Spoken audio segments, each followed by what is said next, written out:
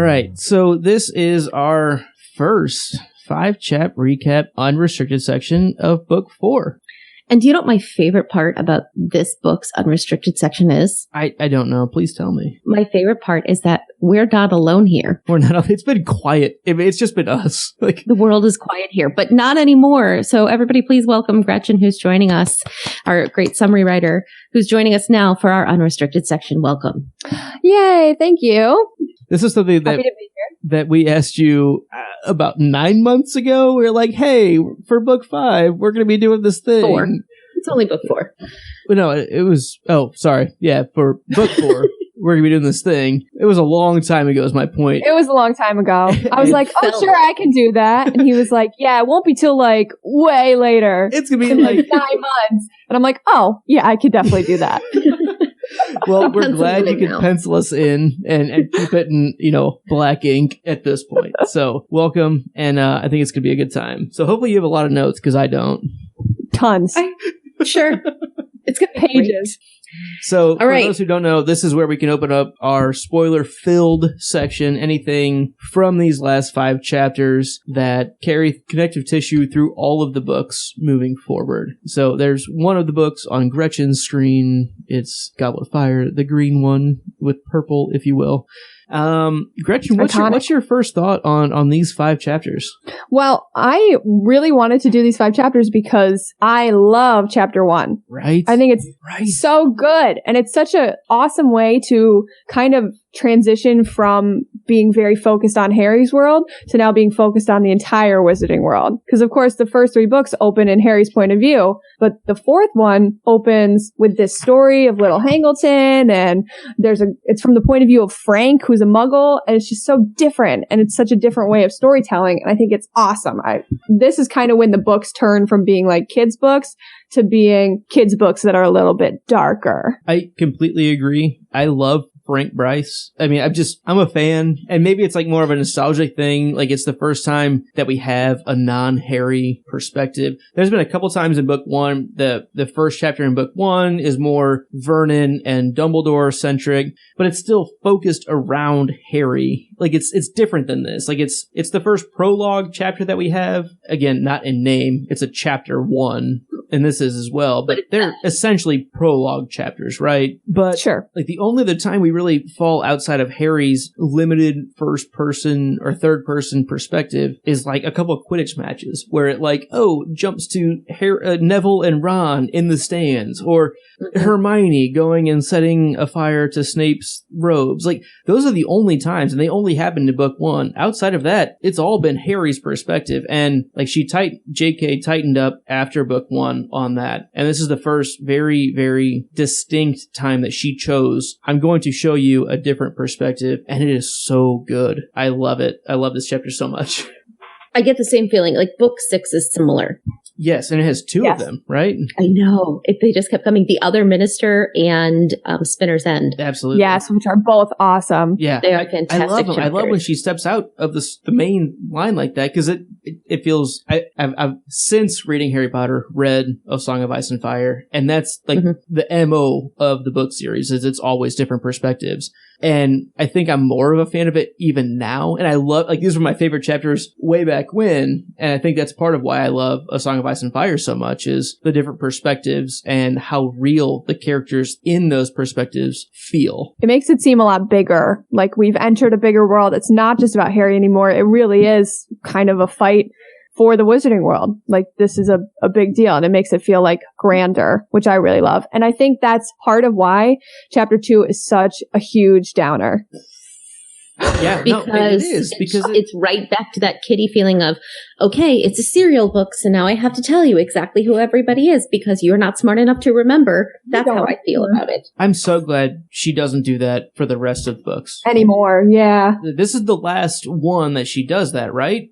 I want to say... I mean, there's touches, but it's a lot more like book 3 style, where it's told within the story. Within the action. Like, I want to say book 5, when Harry's laying under the windowsill trying to capture glimpses, or like trying to catch the Muggle news. I feel like we're getting getting spurts of it, but it is so twisted into his angsty teen. Why isn't anybody telling me these things? Because look at everything I accomplished and you're not even bothering to include me, which I love. I love Harry in book 5, but it makes it so much better because it makes sense within what he's going through in that moment, as opposed to, okay, now we're in a room. If I write to Hermione, she's going to say this because she's this kind of character. That and was she so would silly. think this, and this is kind of who she is. Or I could talk to Ron, my other best friend, and this is how I know him. And he would say this because he's this kind of character. It's really bad. To be completely honest, it's really bad. I'm just waiting. But actually, this is the worst page. This entire page. And yet it was because of Voldemort that Harry had come to live with the Dursleys in the first place. If it hadn't been for Voldemort, blah, blah, blah. Harry had been a year old the night that Voldemort. The entire page. It had been enough of a shock for Harry to discover on his 11th birthday that he was a wizard. The whole page. Did you read the books? Did you read the first 3 books? Have you read the first 3 books? No, it's fine. Did you pick up? 4? What's wrong with you? Who picks up book 4? What's wrong with you? Like, I heard she explains it in the beginning, so it's fine. I won't miss anything. Who is this Lockhart you speak of? It doesn't matter. Lockhart? Who is he? I mean, really, they miss Lockhart, they miss Lupin completely. They miss Hagrid. That really is, in that chapter, the thing I'm a little hung up on is Harry ends up thinking, I have to talk to Sirius. And as a mentor figure, as a father figure. But Hagrid has kind of been that character for him in the first 2 books, at least. Like, he doesn't even consider Hagrid. And I can kind of okay it in my mind that he comes across the idea of Sirius, and that's just good enough, and he just didn't get to Hagrid. But it just seems like Hagrid kind of is the character that, outside of Sirius, would be the middle ground between Hermione and Ron and Dumbledore's perspective of someone I could actually talk to about, like, just normal people stuff. I don't think Harry thinks Hagrid is smart. I think in book 1, to Harry, Hagrid was smart. And then he kind of blows it, because Hagrid in book 1 is the worst. And then book 2, Hagrid becomes a lot better and like buddy. In book 3 they as pass well. him. And then what? In book 3, and not to discount Hagrid's knowledge of life and life experience and magical creatures, but in book 3 they kind of pass his education level. I mean, quite literally. They pass his education level, and I think it kind of shows. And so I think that's getting to what Gretchen is saying is, Harry's actually matured a little bit more than Hagrid has in some ways, and maybe not every single way, but enough that Harry has that like grain of salt on asking Hagrid at this point. Right. Where Sirius is my godfather. Like, this is the person I'm almost contractually obligated to talk about these things with, now that I know he's a thing. Like, my lawyer told me I had to. That's my guy. I got a guy. All right.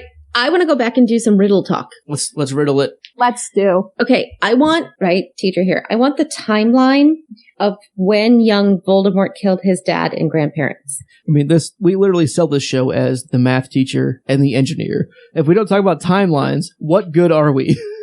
How am I using my skill set? So Frank Bryce came back after the war, so it's post 45 or 2018. I think it's so the connotation of the war is always tough, because World War I was the war, a big historical event. A great war. It was a great war, bigger than World War II. For the people that lived through both, it was the Great War. So that's the only reason I'm questioning it, because especially this is a UK centric book, right? And they actually dealt with it firsthand. We didn't.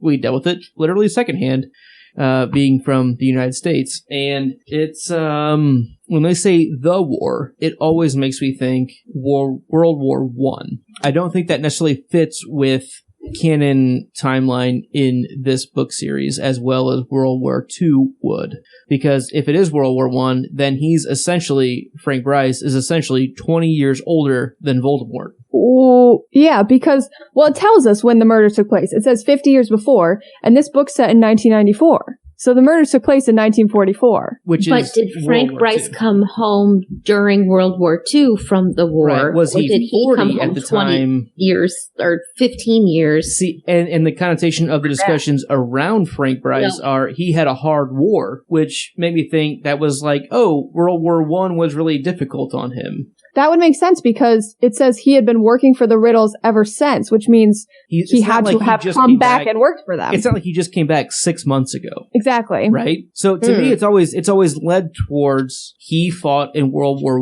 I at, let's say, 18, right? And then he had a hard war, comes back, works for the Riddles for the next 15 to 18 years. Does that seem reasonable? Not really, because then in 1994, he would be like 95 years old. I know. That's the part where it becomes unreasonable, is his age at the time of his killing, right? Where 74 feels closer to how he's acting. I'm with you. Like, this is a good discussion because it's tough. Well, so let's say maybe he was in World War II, and he got which started in Europe much earlier 36, 37. Oh, wait, it says his age. It says Frank was nearing his 77th birthday now. So, yeah, like it had to be World War II. On this episode. See? So maybe he fought in World War II and was early, like discharged because of his injury. His knee or leg injury. Well, and I can buy that. So he was more like 23-ish when he was back starting to work for the Riddles. And then 44, so he's been working there for 11 years? What are you? No, 33. How is he coming back from a war that didn't start until 39 and 33? What am I talking about? Don't listen. I don't know, but you are not historying very well. No, he was 23. And then, okay. So it basically has to be World War II, comes back. But so he's been working there for 4 or 5 years. Does that seem right? Say 38 to 44? Well, I can tell you what the Harry Potter wiki says. And it says that in 1939, he entered service. And then after 3 years, he was wounded. So that would have been 1942. By 1943, it says he returned to Little Hangleton and started working for the Riddles. And then in 1943, things that we learned in the 6th book happen. Phones start ringing, the whole thing. And so the Riddle thing happened in 43, it says in the book? Yes. Right, because this is 70 years later is August of 93. 94. But they're roughly, 50 years later. Roughly, they're estimating, I'm sure. 50. Yeah. She's rounded to 50 when she meant 51 precisely. Yes, I'm okay with the estimate. Okay. You didn't realize there'd be so much math involved when you signed up for this today. I did not know. She's good for it. She hasn't been drinking all night. True that. But yeah, it's a good question, like the timeline on when that actually happens, because then it really does put Frank Bryce and Tom Riddle around the same age overall, right? Which we touched on in our chapter 1 discussion. Well, because we know, and so my question really, and this is way far off of what I actually meant. My question really was, where does this fall in the Voldemort timeline that we learn about through back chapters or book 6? And we know he's probably 16, right? Because when he asks Slughorn about...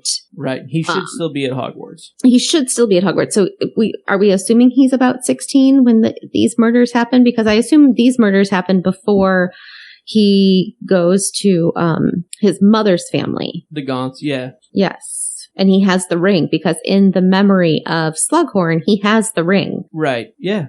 So he's already doing this at the age of 16. So that puts him at 16, which would have had him basically the born Weasley in twins 27-ish. What'd you say, Luke? Basically the Weasley twins age right now in book 4. Very similar to the Weasleys. Can you imagine the Weasleys committing triple murder? Them? Easily. Yeah. As a joke. If anybody. I mean, sure. If it's purposeful, yeah. Why not? All right. So I'm moving on. Another timeline question. Okay. The end of book 3, the big 5.5, 6 chapters are spent in 7 years calendar day, or 1.5 podcast months, if you will. It felt like forever podcasting. The day that never ended. It was the day that never ends. So the timeline of Pettigrew finding and returning to Voldemort after June 6th of last school year, because we know that Buckbeak's execution date was set for the 6th of June. Like, we know that the school term is going to start September 1st, right? At least the Hogwarts Express is going to take off September 1st. School starts whatever calendar day of the week it falls after that for being Monday. That's a different conversation we're not getting into today. We're skipping that. But like that's a pretty quick turnaround for Peter Pettigrew to go to Albania, I guess, the forests and find like, Bertha. Basically just to track through this mouse detective stuff that he does. I mean, right? So nice Disney reference. And, yeah, excellent. And to find out there's this place in this forest where no animals go and realize that that's where Voldemort is. Like, it's a really, really, really quick turnaround to find that, oh, there's Voldemort. And then I'm going to bring it back. And we're going to find Bertha Jorkins. And he found, he found Bertha Jorkins. Then he found Voldemort. Then they did the whole thing to her. And then they traveled back to England. Right. And we've still got 2 weeks before September 1st. Right. And we know they're going to be limited on like magical use ability because of like whatever Voldemort can actually do, and the whatever it took for Pettigrew to get Voldemort his infantile body, whatever that is right now. That's a very successful 2 months. Nice job, Pettigrew. I mean, we've been underselling his talents for ages at this point, right? I mean, am I alone on this? Like, I just have a hard time seeing Pettigrew doing that. Well, I think maybe, and I am in no way defending him, but maybe after years and years and years of inaction, I don't think he didn't know where Voldemort was because he lived in a wizarding family. And, I mean, we knew back in book 1 that Voldemort was rumored to be in Albania. That's common wizarding knowledge. That rumor piece, I think. So he may have known that.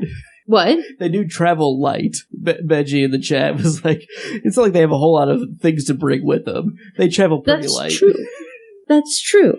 So, you know, I'm just thinking maybe it's like he's just using the resources or like the knowledge that he has from all those years of being a wizard family spy and just went there first and lucked out.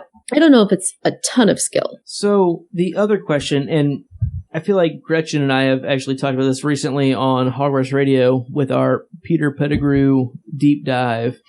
Pettigrew found Voldemort's wand after the killing in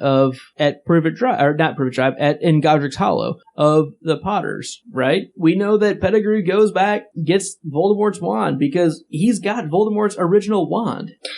Yeah, okay. Like, I have a hard time. Really? You think that's really how that happened? That's apparently what canon says.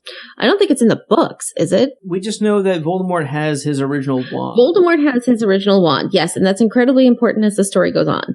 And we know that it's actually stated in the books that Pettigrew found it and brought it to him. No, and the only 2 people we know for sure went to Godric's Hollow were Sirius and Hagrid, and Snape in the movies. Like I said, the only 2 people that we know went to Godric's Hollow. Hate Snape. Also the movies. Yeah. Alan Rickman can go to Godric's Hollow all he wants. I love Alan Rickman. He can go wherever. Anything. But Sirius and Hagrid. So maybe Sirius picked up the wand and the Phoenix Feather wand. Yes, and got it from him and their battle-y thing. I don't really know.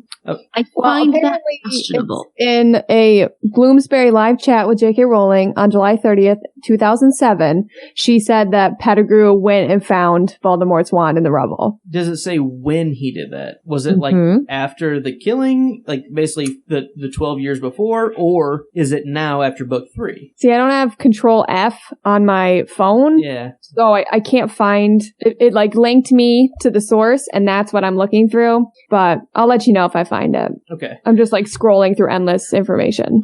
I mean, thinking about it reasonably, it would make more sense if he had gone that day and gotten it, like had hidden in the shadows and waited till Sirius left, and the day after the attack. Okay. And waited till Sirius Harry left. Potter Day.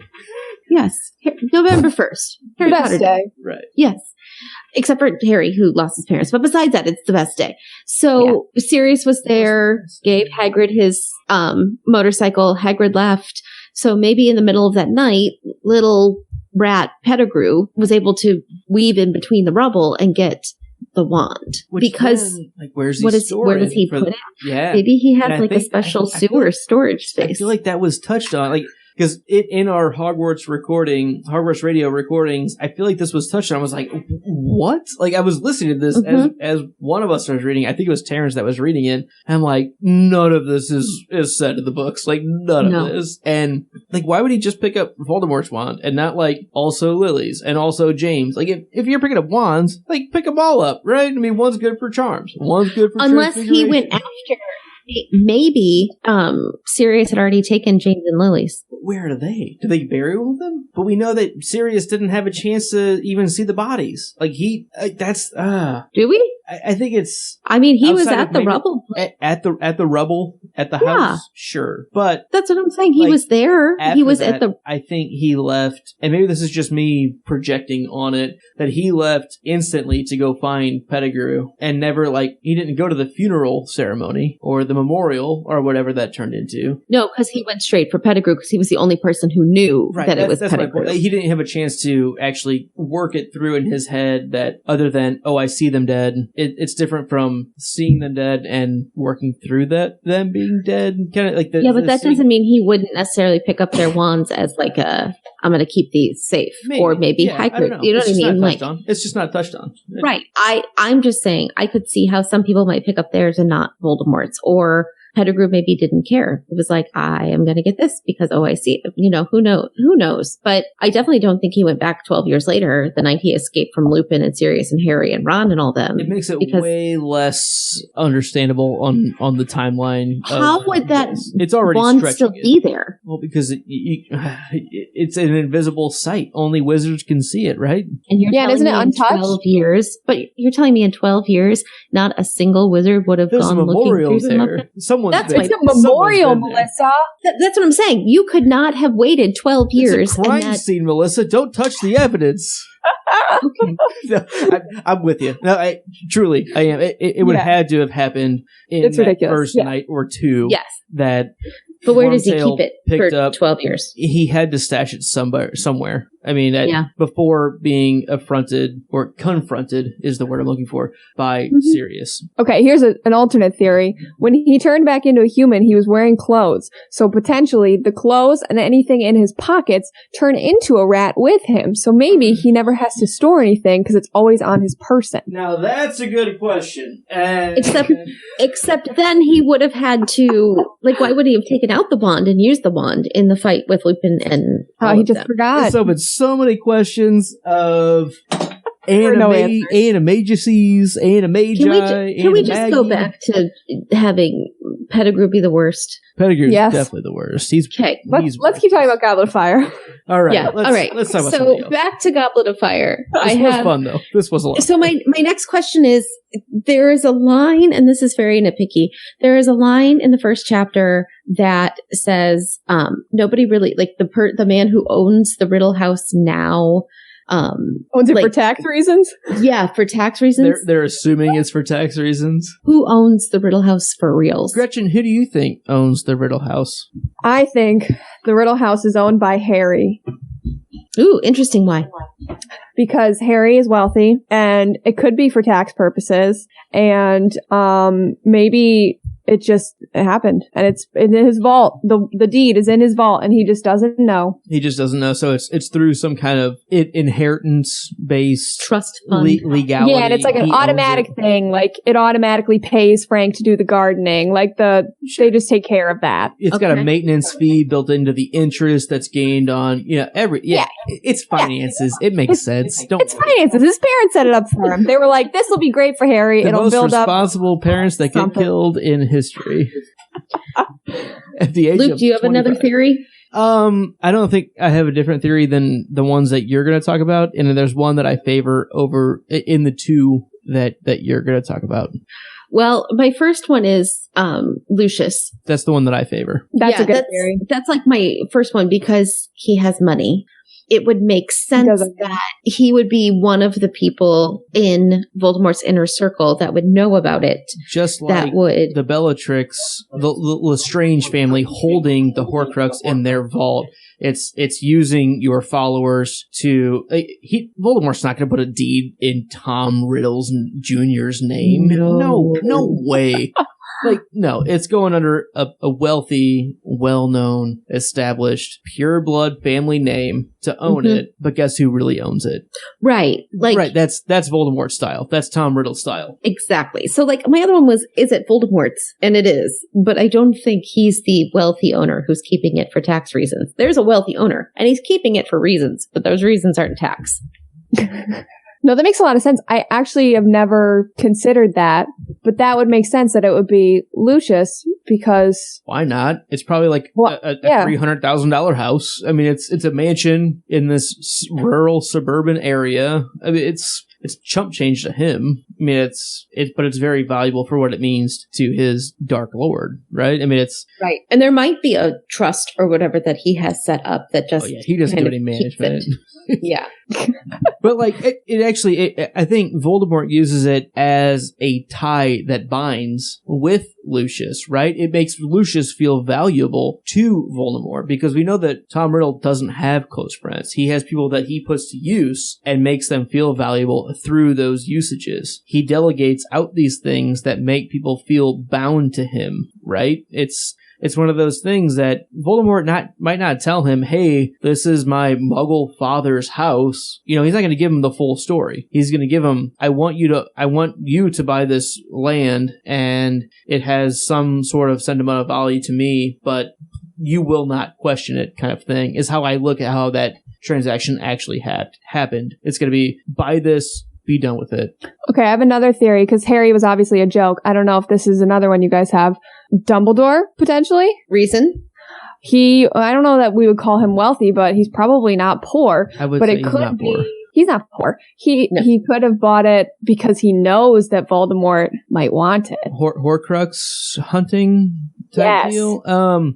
So I'm not against it. I'm definitely not against it. The only issue I have with it, and this is more just again working theory. It's when did Dumbledore start his Horcrux hunt? When did he start really digging into Voldemort's past? I don't know if we know that at that point. Well, we know that after book 2, he looked at the diary and saw that something was there, and I think that was a big kickoff to rekindling a fire of Horcrux hunting, because I think he had an inkling before that, but that was more of a confirmation point of there's something more to this diary, and a Horcrux kind of makes sense. And that's when he starts digging over the next couple years before book 6, where Slughorn becomes involved. That's a really good question, though. And the only thing against that as well is we know that the owner of the Riddle House in book 4 has owned it for quite a while, is what it seems like. Yeah, so my theory would be that he bought it before the Horcrux thing, I guess, just because he figured out the Marvolo connect or the Riddle connection. Yeah, he was suspicious. He's like, oh, if no one's gonna buy this, I should buy it because like I said, I wasn't against it, but he would have to have that information before the Horcrux connection for sure, right? And I think that's fair. I not sinking that ship. I'm with you. Okay, Dumbledore, solid candidate. So, all right, Luke. Harry starts to have Legilimen's connection visions, right? That's what this whole chapter 1 is. And so all of it is in a different perspective, but we also get that it's Harry's Legilimen's connection with Voldemort, or whatever that is. Horcrux connection, if you will, with LeVar Burton. And Reading Rainbow. Exactly. Geordi from Star Trek, The New Generation. Geordi LaForge. So, what do you guys think about the way this introduction to Harry and Voldemort's connection, visual, mental connection, is done? Obviously, it's a great chapter, but how do you feel about the way it turns out in the long run compared to this? It doesn't make any sense because the chapter's from the point of view of Frank and gives a lot of information that is not in Voldemort's head. As opposed to the snake. Yeah, I think it's, I mean, I love the chapter, but it has to be inferred that that's not exactly what Harry saw, right? Yeah, like, Harry must have actually seen a different version of those events from Voldemort's point of view, but we, the reader, get more of it because it's a book. Because Harry later doesn't have that information in the 6th book. Right. Or is it a stretch by me right now saying that this is the same connection that we see throughout book 5 being abused by Tom Riddle? Because I'll call him his name. He's Tom Riddle. Oh, I think it's the same. I think it's the same connection. I think Harry doesn't recognize it, and so we see it from a little different perspective than we do in book 5 when he finally sort of figures it out as he's figuring it out. And part of me wonders, like, if we rewrote the chapter just from what Harry was able to see, which, let's be honest, is what Voldemort would be seeing. Or the snake. One of the two. Yes, either one. You're gonna miss... Or the chalice. Or the locket. Or... But sorry, they don't have eyeballs, so that makes it a little harder. I'm kidding. But I do think, like, we, the readers, needed all of that backstory of who Frank Bryce was and this, the house. It's important for us to know that. But I think, like we talked about with our first-time reader, how it started with a very Muggle perspective and very gradually switched over into a magic perspective. I almost feel like that was sort of Harry's dream, right? Like, he didn't necessarily get the backstory. I don't think so. I mean, it was only the in the mansion stuff that Harry saw. Right. I would even say it's maybe even only in the room with Voldemort's stuff. What's confusing, though, is in the chapter, the 2nd chapter, it says, he's trying to remember the dream, and he says, all Harry knew was that at the moment when Voldemort's chair had swung around, and Harry, had seen what was sitting in it, he had felt a spasm of horror which had awoken him.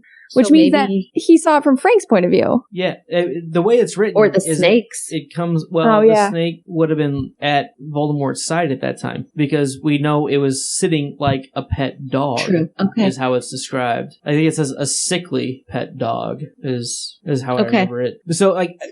It's a little different, but I think it's trying to pull on the same authorial types of strings. It's using an idea JK, hasn't fully fledged. She knows there's a connection. She knows that Voldemort and Harry share this reality together. But she maybe hasn't made it so specific that they're literally seeing through each other's eyes. Exactly. Right. And I kind of like the open-endedness of this chapter because of that. I think it kind of short sells what the connection is later on, almost, honestly. I like that it's more of a sight overview that Harry gets from it. He gets Frank's perspective of it, the victim's perspective of it, which obviously, in this case, nice job, Glenn. Glenn's walking by. Which obviously sells up Voldemort as the villain. Like, we cannot be in Voldemort's head. Like, one of the things from, again, A Song of Ice and Fire, being in all these different perspectives that we see is sometimes it undersells the villain. Or it tells you, like, it humanizes them. It gives you actual reasons on why they're looking at you, Jamie Lannister. It gives you reasons on why they're thinking the ways they're thinking, and Jamie Lannister is a perfect person to talk about there. Of you do these horrific things, but when you think about the justifications that person's making, it's kind of hard sometimes to disagree with them. Like, once you're in their head on their own personal history and all these things, and we don't get that from Voldemort, and I'm kind of glad that we don't. Like, I'm glad that he's just villain, and it's kind of just that simple. So, all right, do we have any other riddle thoughts before we move out of this chapter? There was a lot of riddle thoughts, though, so maybe not. Yeah, I had a hard time thinking of other things to connect forward that were not in this first chapter. Like, the first chapter is, I think, the meatiest of these 5. Because the other 4 are essentially just fun kind of stuff. Just, hey, Harry stuff. It's just fun. Harry's alive and hanging out kind of stuff. But if Voldemort would have listened to Wormtail about finding another substitute for Harry, what do you think? So we know Wormtail is really trying to, like, hey, this would be so much easier to get you a body and get you, like, back to full power if we just use, like, anybody else. Like, just me, like, this would be so much easier. Like, I think Pettigrew makes a pretty good point here. Who would he get? Anybody. It just has to be an enemy of Voldemort, which is like just not a Death Eater. So how much would it change the story Well, book outside 4 of would be, book 4? outside of book 4? Like, once he comes back, discounting book 4, would it really change any of the remainder of the story? Any of his controlling the Ministry? Any of his I don't think so. attacking Muggles? Would it change his Horcrux The only search? and correct me if I'm wrong, the only real change is with using Harry, he can physically touch Harry. That's the only change. Yeah, he doesn't do in books 5 to 7. So It doesn't change the at Dursley's 4 Privet Drive house protection thing, which I have questions about as well. Like, why is that taken out of this equation? Like why is the touching thing different than the family thing that Dumbledore puts on? Because I don't know. I know it's a different spell. We'll save that for another time. But you see where my questions are coming from on why is that different? But really, there's do you really have to? You have magic. You don't have to touch the person at all. Even if you did, a sword through the heart's gonna kill you either way. If I can touch you, my hands start boiling or not. Right. And really, with or without the ability to touch Harry, their wands still don't duel well together. Right. That's still an issue. There's still the issue of Harry's the perfect hero against Voldemort.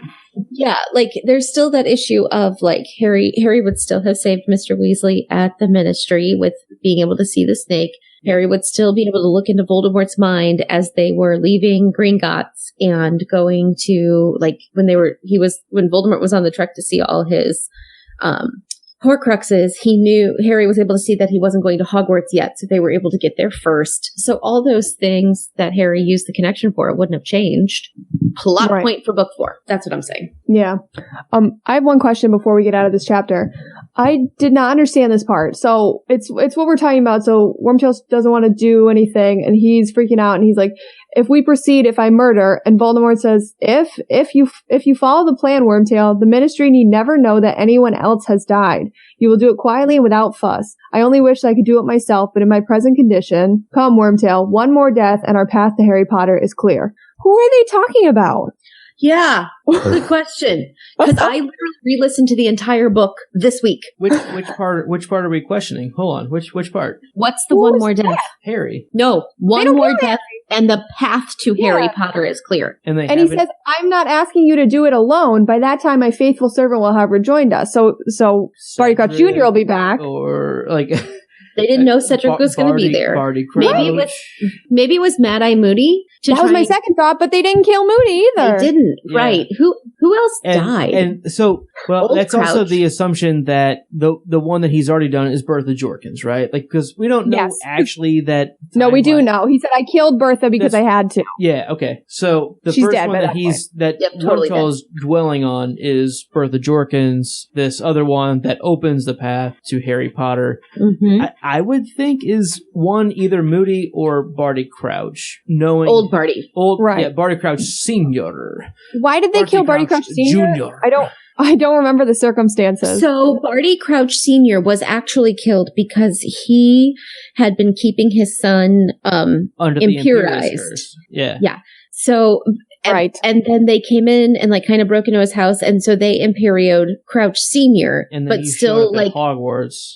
And still, he went about his daily business, and then they were like, "Oh, that's not working." So then they had him stay at home and send owls to Weatherby, aka Weasley. And then eventually he broke out, and they found him at Hogwarts. So they had to kill him. Harry and Victor found him at Hogwarts. Exactly. And meanwhile, there was a maze task, the third task. Yep.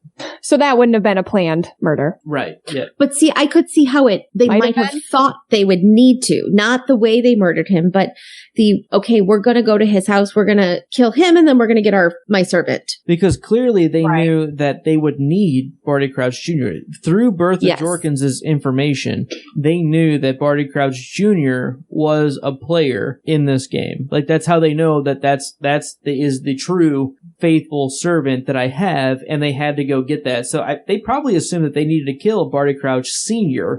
in order to get Barty Crouch Jr. available. That's why I lean towards that being the one as opposed to Mad-Eye Moody.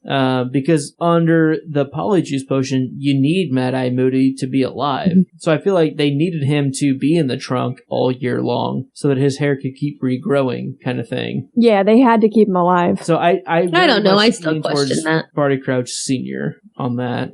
I mean, it's got to be, except that it has to be. I feel like that was poorly planned out in the sense that no, you really didn't have another plan. The overall plot of this book is a bad plan.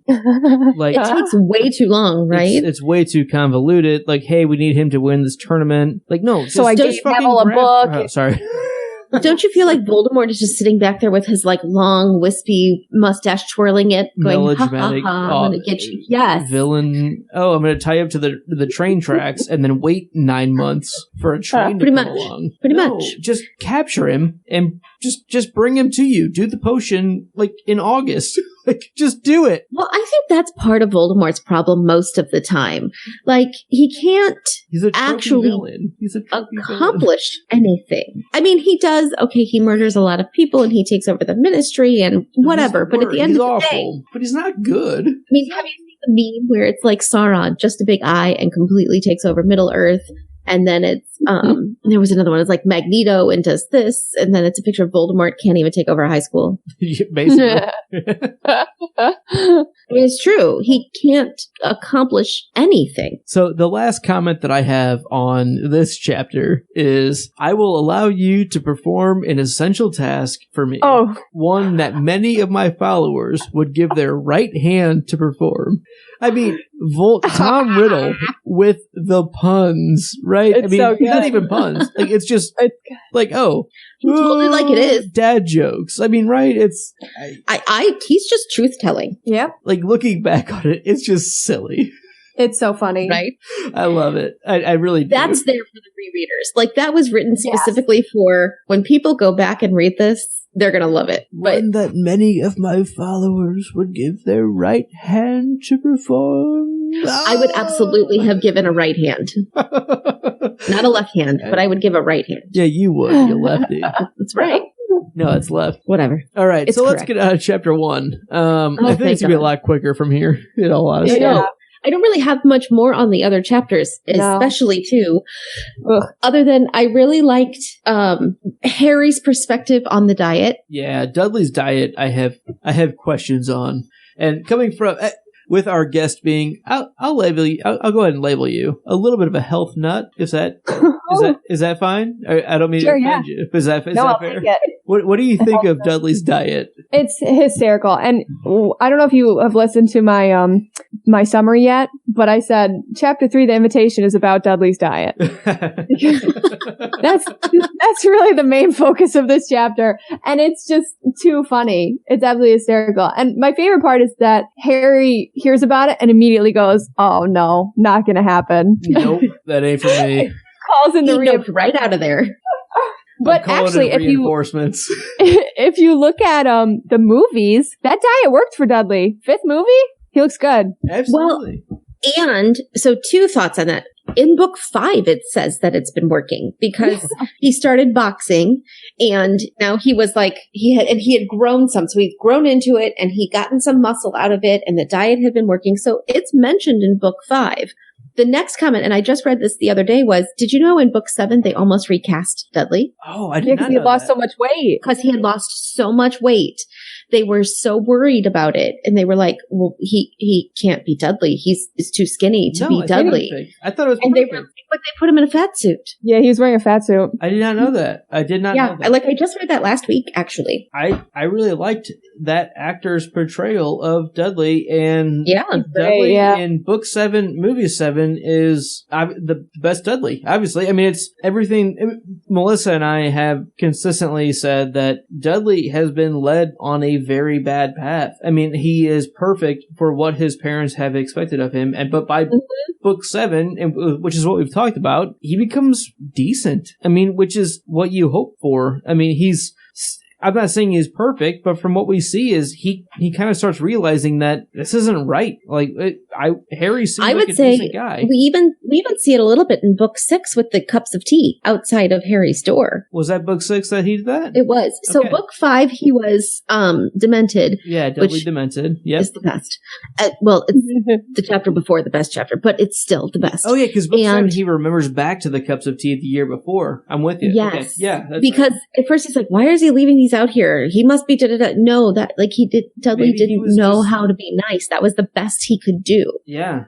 So that actually brings me to one of my points, and I feel like it's something we've discussed at one point, but it comes up again here. Draco and Dudley have such similar journeys in this series. We talked about that in book 1, right? Right. Yeah. And then here it comes again, that they are absolutely products of their upbringing Yeah. by their parents. And I mean, this is such a good example of a child who has conformed exactly to what his parents want, but that doesn't fit what other people see. You know, now, because he's done everything his parents have ever given him. How can They've you never blame told him? him no. I mean, how can you blame him? Right. But now they're finally pushing back, and he's like, what are you talking What about? did I do wrong? Nothing. You've done Nothing. everything that they've asked of you. Yeah. Or they've given you everything. They've expected, yeah. That's what I was going to say about the diet. The problem is that it's so drastically different from everything he's been given by his parents. And it actually, I do commend Petunia because getting everyone to do it is a good idea. Yeah, the family should. Yeah, it makes sense. I Right. But giving makes sense. everyone a It's not quarter of burden at all. a quarter of grapefruit. a quarter of grapefruit is not a great breakfast. It's I will not a say. balanced diet. I don't think it's a balanced diet. I'm going to say Not so no much. on that one. Yeah. But it's a good attempt. At least they're trying something Yeah. outside of their normal go-to of whatever you want, dear. Yeah. So and both of them by book 7 are, at least the end of book 7, are very different people than when we started the series, because they're finally getting their own brains. I really not did not just- know that they tried to recast him. I did not know Mhm. that. Luke's brain is I just blown. would have been Mind I would have been really disappointed if they did that. I know. I would have hated the movies more. In all Well, honesty. and I will be honest with you, the Dursley stuff is some of my favorite stuff because I like And it's so abbreviated in the movies. yes, abbreviated. there is no them in the movie. There is no them in movie 4. They cut all this. We'll talk about Yeah. that in movies. It'll Yeah. be fine. Yeah. All right. Any other thoughts? Do you think it's weird that the Death Eaters and Voldemort know Peter Pettigrew as Wormtail?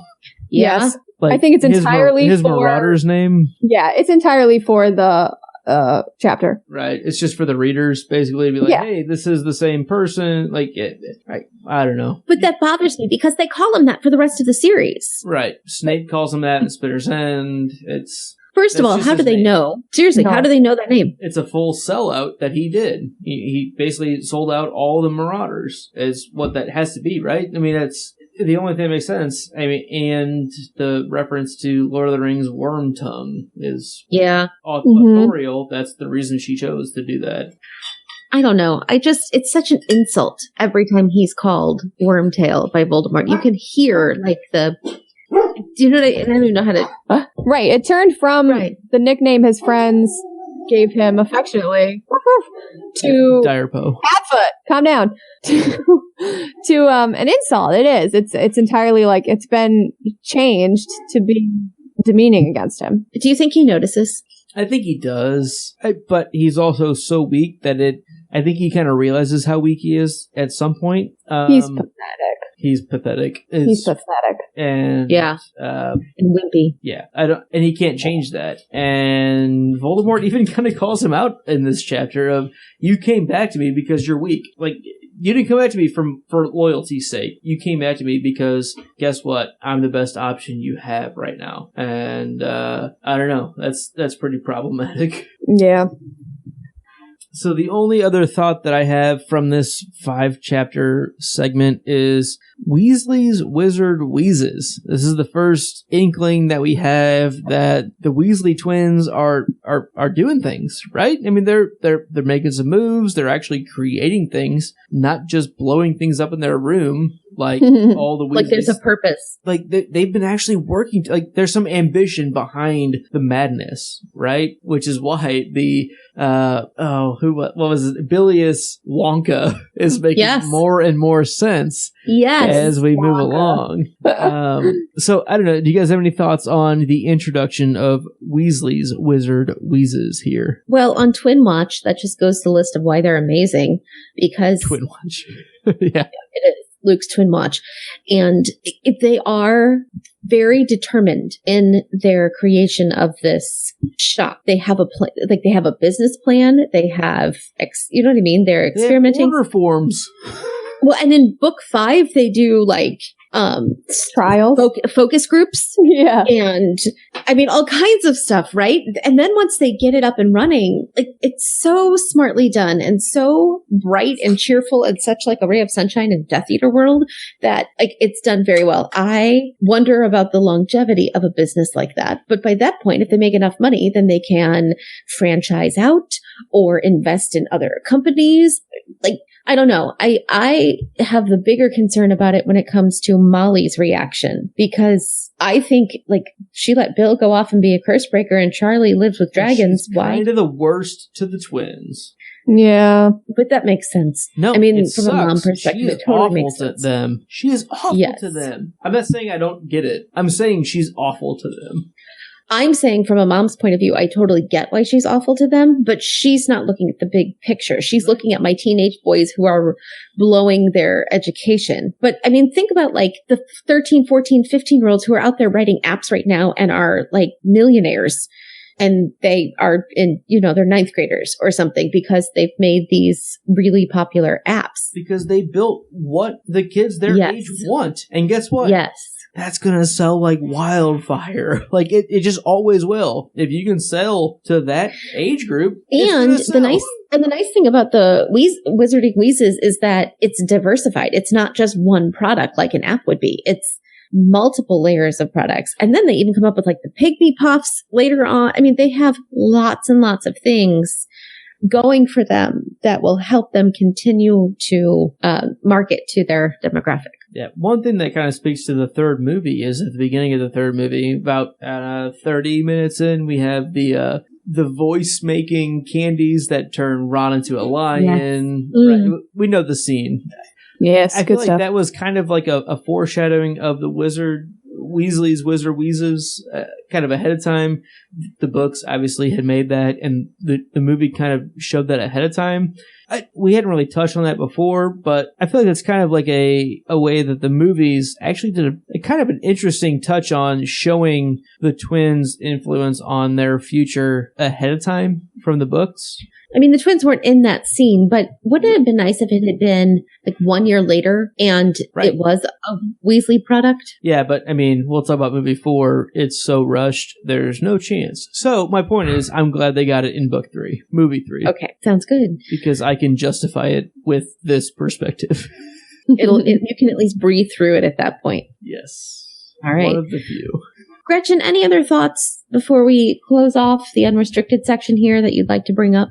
I just want to say, I love that Harry ends that letter to Sirius with, I'll send this with Hedwig when she's back. She's out right now. What? Like, what how is that relevant in a letter? It doesn't matter. You've already sent it by the time you've already sent it. He's already received it. I feel like that was just so the reader knew, like, oh, Hedwig's out right now. And it's so that he can add that postscript later. It's like sending a text message like, oh, I'll send this message once I'm in data range. Like, no, just send the message. Like, that doesn't make sense. I never would have thought about that. That's pretty funny. You'll receive this really when when I get back. Like, it didn't make any sense to me. I was like, what a weird thing to say in a letter. Like, I don't know. So I want to add a quick thing. Since we're going to have guests for all of our 5-chapter recaps, Melissa and I have never done section MVPs. And I would like to add, Melissa, tell me if you disagree. I would like to have the chance to do a section MVP along with our guests because I think the guest goes. I think our first time reader Riley gets a section MVP. Our target audience perspective Lorelai gets a section MVP. Melissa and I have never had a section MVP, and Gretchen. Oh gosh. Can you think of who in these 5 chapters was the most valuable to the plot or most valuable to the story in your perspective? You know what? I'm gonna pick Bertha Jorkins. Okay, all right. Because she's in chapter 1 and chapter 5. She's mentioned again that she's missing. Mm-hmm. She's very important to the plot. We later find Throughout out. the book. Yeah. Probably like 10 chapters she's mentioned, in all honesty. Yeah, you say the name Bertha Jorkins, and anyone who's read Goblet of Fire at least like twice knows that name. So yeah, she's my pick. Good old Bertha. That's a good one. Good pick. Thanks. Melissa, do you want me to go, or do you know? Yes, because I have no idea. As I'm literally flipping through my book. I think Riley's pick on Arthur Weasley was good. He had a really good chapter 3 and a really good chapter 4. Chapter 4 and 5. Sorry. He came in chapter 4, and then his reaction to the twins in chapter 5 was good. But I think I'm actually with Frank Bryce. I mean, this is the only time we see him. I really, really like his character on just how complex it gets in such a short amount of time of being that social outcast, being that Judd Fry of Oklahoma type character. Just like the rural place that you live in, and you become, by nature of who you are, the outcast because people think that you do this crime, but you didn't. He was totally innocent on absolutely everything. He never did a single thing wrong, but he becomes an outcast because people thought that he should be. And I think J.K. Rowling does a great job of selling that character and putting him in a position that makes sense. Like, I don't like that he dies. I don't like it. But for his character, it's really, really well done. I'm a big fan of Frank Bryce, and I always will be. I picked mine, Fred Weasley. Fred Weasley. Okay. I know. Specific. Because he dropped the toffee. He did. And he's Fred the one Weasley who clued Harry. I mean, if you're going to drop a toffee, it's going to be Fred, right? It's not going to be George. George is going to support the idea. He might even have the idea. George is the support group that apologizes for it later.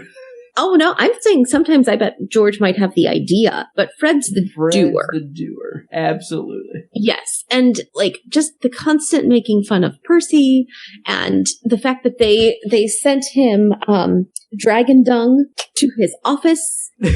We didn't even touch on that. Yeah. Yeah. I would say no, in it general, was personal. We sent it. Exactly. It was hilarious. I would not say that his contribution was plot driving, but it was very entertaining. And so to me, the chapters, if you missed a couple other people here and there, fine. But without Fred Weasley, it just wouldn't have been as funny. Entirely fair. Another reason why it's really sad that he dies. Spoiler. R.I.P. That's why we're here, man. I know. And that's really why I like splitting up the twins as much as we try to. Because at the end, it's not just, Weasley twin dies. It's Fred dies, George's ear is chopped off. You gotta set the tone on which one that actually happens too early. Because I know every time I've read this before podcasting about it, it's been really easy just to make it Weasley twin. A or B, doesn't matter. Weasley twin, fill in the blank. I think they are a lot more developed than the common reader will ever get out of it. And I learn more about them as we go through this because we're taking that perspective. I will say, I go through this kick every 3 or 4 years, and I'm on one right now, of reading fanfics of post-Hogwarts war. See, okay, in all honesty, I have never read fanfics of anything. I'm kind of obsessed with them. And like I said, I'll go through I'll have a year where I will read everything I possibly can. And then I won't do anything for 4 years. And now I'm on one right now. But I only read stuff after the war. What happens to Harry and Ron and all of them. Book 7. Yes. Between that and the epilogue, right? Right. You have 17 years to work with.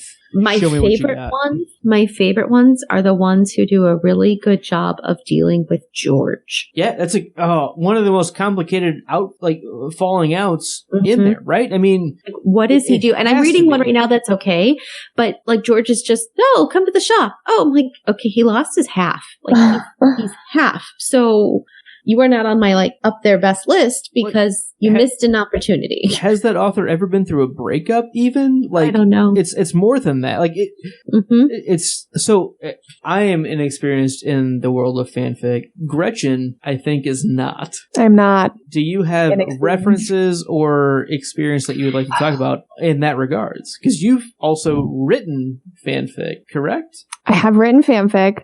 Anything you'd like to share? I will not claim that it's good. I wrote it probably 10 years ago was when I stopped writing fan fiction. So it's at least 10 years old, maybe 15 years old. And like what time frame did you set your stuff in? My stuff didn't make any sense.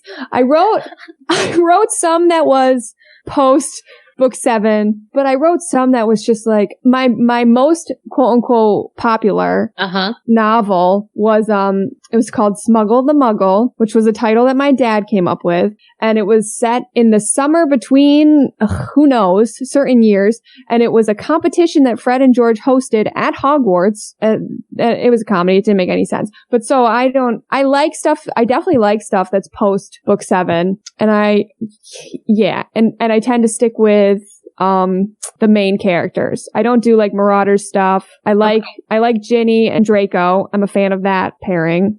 Anything with Ginny. Yeah. I mean, I'm just a fan of you like look like Ginny. Weasleys. It's because I look like Ginny. I identify with her. Oh yeah, I can see that. All right. I just like Ginny because she's a badass. She's awesome. She's so good. That's what I was talking about. You look like a badass, and Ginny's a badass. That's what I was talking about. That's the connection, not the hair. True. No, not at all. No. Well. All right, so this, I think, pretty much wraps up our chapters 1 through 5, Goblet of Fire, recap, unrestricted section. Gretchen, do you have anything else you'd like to talk about before we kick you out? I gotta say, I'm pretty excited for you guys to get into this one, because I think that Goblet of Fire is just so great. I'm a little worried about it. I don't want to mess it up, because this is where it starts. This is where it starts. And this is like book 3 is the gateway book, but this is like real plot happens here. That's exactly right. That's exactly why I love book 3 so much, because it's the book that leads into book 4, which leads into 5 and 6 and 7. Like it's from the end of book 3, it's a continuous narrative.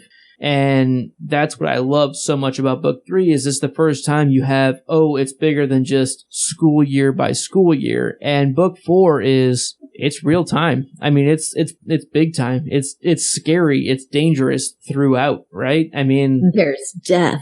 There is all over the place. Consequences. There's death in chapter 1 twice. We have Bertha Jorkins who's dead. We have Frank Bryce who's dead, and promises of more. And we have Cedric Diggory who's dead. We have the recurrences of the Priori Incantatum. Death is a real thing. Book 4 is it's a task to tackle. And I think we're in good company. Agreed. Well, Gretchen, thank you again for joining us. We are very thankful that you are signed up 9 months ahead of time and actually were able to make the day. That is fantastic. For everybody else, we appreciate you sticking with us. You can find us on social media at Not Named Podcast. You can email us at thepodcastthat@gmail.com, or you can go onto our website, thepodcastthat.com, where you can find this show and all of our shows, along with various ways you can support our show at the Support Us tab, including your own Audible account that helps give us a kickback and gives you 1 free audiobook, and our very own Amazon wish lists where you can find a collection of Harry Potter themed merchandise. And if you order your own Harry Potter merchandise, we get a little kickback from that. And of course, then you get Harry Potter merchandise, which, I mean, we all have, right? Come on, right? You need more. Never have enough. No. Subscribe, like, rate, and leave comments on iTunes and YouTube. And please find Gretchen Rush wherever she can be found. Gretchen, where can our faithful fans find you?